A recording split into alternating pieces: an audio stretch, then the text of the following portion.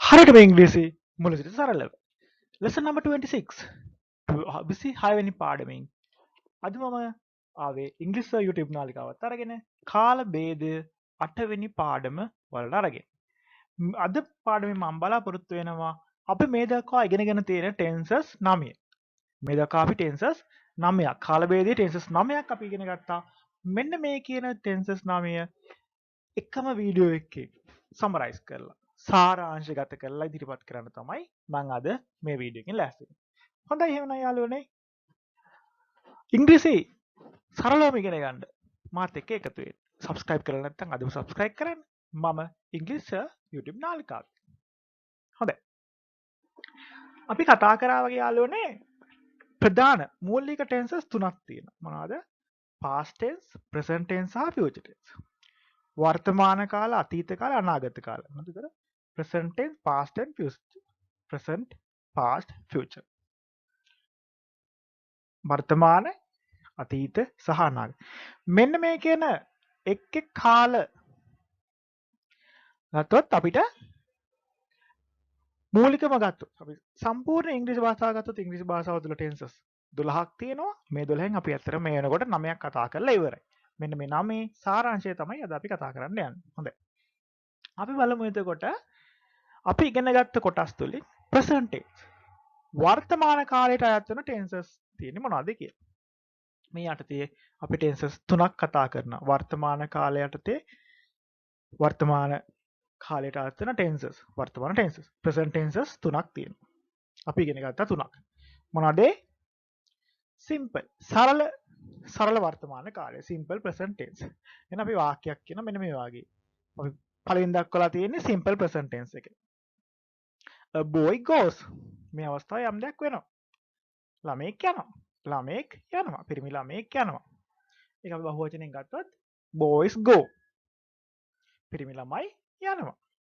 ඔය විදිහට අපිට වර්තමානයේ සරල වර්තමානය simple present tense එක අඳුර ගන්න පුළුවන්. ඊළඟට යාළුවනේ අපි කතා කරනවා යම් ක්‍රියාවක් මේ මොහොතේ සිදු වෙමින් පවතිනවා. සිදු වෙමින්. එතකොට අපි මොකද්ද පාවිච්චි වෙන්නේ? going. ing form එක මේ වාක්‍ය රටාවේදී අපි පාවිච්චි කරනවා. අපිට continuous. මොකක් හරි දෙයක් ඒ දෙයක් දැන් වෙමින් පවතින. එතකොට present continuous tense කියලා අපි ඒක හඳුන්වනවා. present continuous tense. ඒක continuous tense එකක්. හැබැයි ඒක ආйти වෙන්නේ වර්තමාන කොටසට. වර්තමාන කාලයේ continuous tense එක. continuous tense එක. present continuous tense. එතකොට කොහොමද අපි ඒකෙන් ලියන්නේ? A boy is going. පිරිමි ළමයෙක් යමින් සිටිනවා. boys are going. පිරිමි ළමයි යමින් සිටිනවා. ඒ විදිහට අපිට පුළුවන් එතකොට continuous tense එක දක්වන්න. present continuous. ඊළඟට යාළුවනේ යම් කාර්යයක් කෙරිලා ඉවරයි. අපි බලනකොට ඒ වැඩේ වෙලා ඉවරයි. අපි ඉගෙන මීට ඉස්සල්ලා අපි දැනුවත් වෙලා නැහැ. යම්කිසි අතීතයේ වුණ සිද්ධියක් ඒක වෙලා ඉවරයි. අපි කලින් ඉගෙන දැනුවත් නැහැ. ඒකට අපි කොහොමද මේකක් හරි දෙයක් වෙලා තියෙනවා. ඒතර පිරිමි ළමයෙක් ගිහිල්ලා තියෙනවා. has gone. A boy has gone. boys නම් have gone. එතකොට අපි මේකේ බලාගෙන යමු යාළුවනේ වෙනස මොකද්ද? go.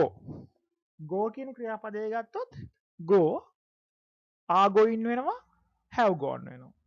goes කියන ඒක වචනය ගත්තොත් goes is going has gone.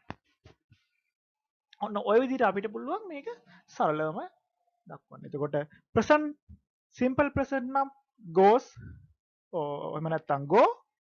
present continuous නම් is going. එහෙම නැත්නම් are going. present perfect නම් has gone. එහෙම නැත්නම් have gone. එතකොට අපි මේ කතා කරේ present tenses. වර්තමාන කාලයට අයත් වෙන simple present tense එක, දෙවෙනියට present continuous tense එක, ඊළඟට present perfect tense එක. හොඳයි යාළුවනේ අපි උදාහරණයක් විදිහට තව වචනයක් ගමු. අපි ගමු eat කියන වචනය. eats. එතකොට ඒක a boy eats. ඊළඟට boys eat. A boy is eating. Boys are eating. A boy has gone. Boys have gone. ඔන්න ඔය විදිහට අපිට දැන් ඕනෑම නාමපදයක් සහ ඕනෑම ක්‍රියාපදයක් ඔය විදිහට අපිට යොදාගෙන වාක්‍ය නිර්මාණය කරගන්න පුළුවන්කම හැකියාව තියෙන්න ඕනේ දැන්.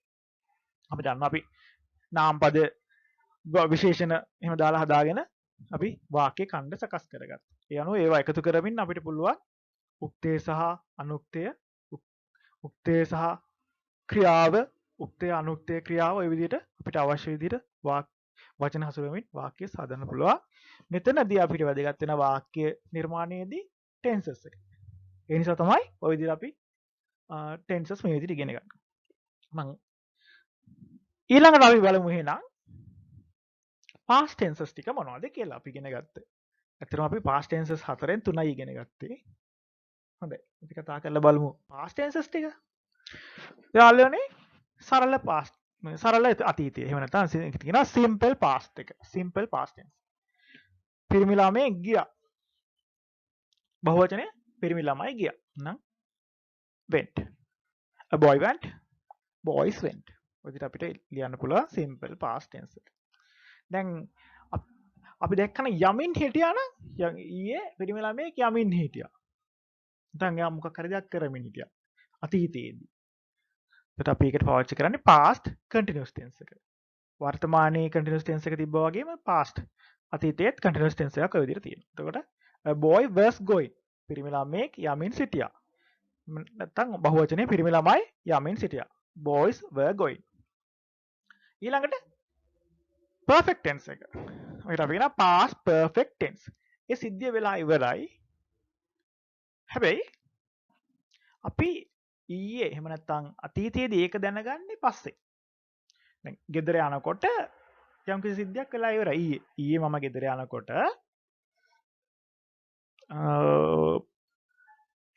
කෑම එක කාලා තිබුණා. අනේ වගේ කෑම එක කාලා තිබුණා. පූසා ඇවිල්ලා කෑම එක කාලා. ඒ වගේ එතකොට කොහොමද අපි ඒ වගේ එකක් කියන්නේ? A boy had gone. ළමයෙක් ගිහිලා තිබුණා. පිරිමි ළමයෙක් ගිහිලා තිබුණා. පිරිමි ළමයි ගිහිලා තිබුණා කොහොමද කියන්නේ? බහුවචනේ boys had gone. ඔන්න ඔය විදිහට යාළුවනේ past tense එක. අතීත කාලයේත් ඔය විදිහටම අපිට tenses තුන ඔය විදිහට අධ්‍යයනය කරන්න පුළුවන්. went කියනවා ගියා කියන්නේ. was going කියනවා යමින් සිටියා කියන්නේ. නැත්නම් were going බහුවචනය. had gone ගිහිලා තිබුණා. had gone ගිහිලා තිබුණා. ඒක වචන බහුවචන ભેදයක් ඒකේ නැහැ. හරි. අපි ගමු වචනයක් eat ම ගමු. a boy ate. මොකද eat කියන verb එකේ අතීත කාලය ate. a boy ate. boys ate. a boy was eating. a boy was eating. boys were eating. ඊළඟට a boy had eaten. යාළුවනේ මෙතන eat, ate, eaten. eaten කියන වචන තමයි එන්නේ. එතකොට අපි කියන past participle. eaten. A boy had eaten. Boys had eaten. ඔය විදිහට අපිට past tenses තුන මතක් කරගන්න පුළුවන්. ඊළඟට future tenses තුනක් අපි ඉගෙන ගත්තා. මොනවද? සරල අනාගතය. simple future tense. simple future tense. එතනදී කොහොමද අපි කියන්නේ? a boy will go. පිරිමි ළමයෙක් යාවි. හෙට යාවි. එහෙම නැත්නම් අනිද්දාට යාවි. පිරිමි ළමයෙක් යාවි. a boy will go. ඒකේ බහුවචනය boys will go. boys will go. ඊළඟට හෙට වෙනකොට පිරිමි ළමයෙක් යමින් සිටීවි. යමින් සිටීවි. එතකොට කොහොමද අපි කියන්නේ? a boy will be going. ඉතින් අපි will be පාවිච්චි කරනවා ing form එකත් එක්ක. බහුවචනේ නම් will be going. එකම වචනේ. බහුවචනයට යොදා ගන්න එකම ක්‍රියාපදයේ will be සමග. අපි යනකොට මොකක් හරි දෙයක් වෙලා තියෙනවා. වෙලා තියේවි. අපි හිතනවා අපි හෙට යම් කිසි තැනකට යනවා. එතකොට මේ වගේ දෙයක් වෙලා තියෙයි. අපි යනකොට එකක් වෙනවා. හරි. එතකොට කොහොමද අපි ඒක කියන්නේ? A boy will have gone. පිරිමි ළමයෙක් ගිහිල්ලා තියෙවි. A boy will have gone. එහෙම නැත්නම් බහුවචනයත් ඒකමයි. Boys will have gone. ඔන්න ඔය විදිහට අපිට පුළුවන් future tenses තුන. අපි ඉගෙන ගත්ත future tenses තුන ඔය විදිහට අපිට සමරයිස් කරන්න පුළුවන්. සාරාංශගත කරගන්න පුළුවන්. will go බහුවචනයේදී will go, will be going continuous නම් and ඊළඟට මොකද? will have gone future perfect tense නම්. හොඳයි අපි තවත් ක්‍රියාපදයක් අපි eat කියන ක්‍රියාපදෙම යොදාගමු. will eat, will eat, will be eating, will be eating, will have eaten, will have eaten. ඔන්න ඔය විදිහට යාළුවනේ. අපි තව ක්‍රියාපදයක් ගමු. make කියන ක්‍රියාපදේ. make කියන ක්‍රියාපදේ අවස්ථා තුන තමයි යාළුවනේ. make, made, made. present tense, past present form එක, past form එක සහ past participle form එක. මොනවද? make, made, made. එහෙමනම් කොහොමද අපිට මෙතන යොදා ගන්න වෙන්නේ?